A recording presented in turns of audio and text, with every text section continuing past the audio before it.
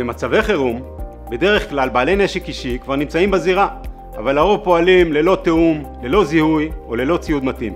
אני יונתן להב, בוגר יחידה מובחרת. הקמתי את מיזם אזרח לוחם כדי להפוך מאות אלפי בעלי נשק אישי למשאב לאומי שמהווה קו הגנה ראשון בהתקפה על יישובים. הניסיון מוכיח כמה הכנה מוקדמת מצילה חיים.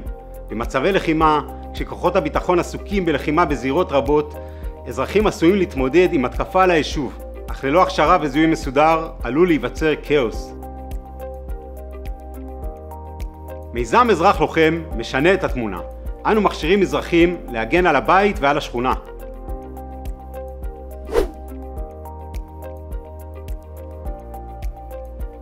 הם לומדים לתפוס עמדות הגנה מצילות חיים, פועלים בתיאום עם כוחות הביטחון ומצוידים בזיהוי למניעת דוצים.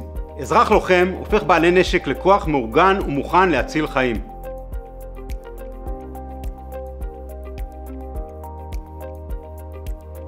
החזון שלנו הוא רשת ארצית של אזרחים מזוהים, מאומנים ומצוידים בכל שכונה ושכונה שיהוו גיבוי לכוחות הביטחון וישנו את מוכנותה של ישראל בזמני חירום.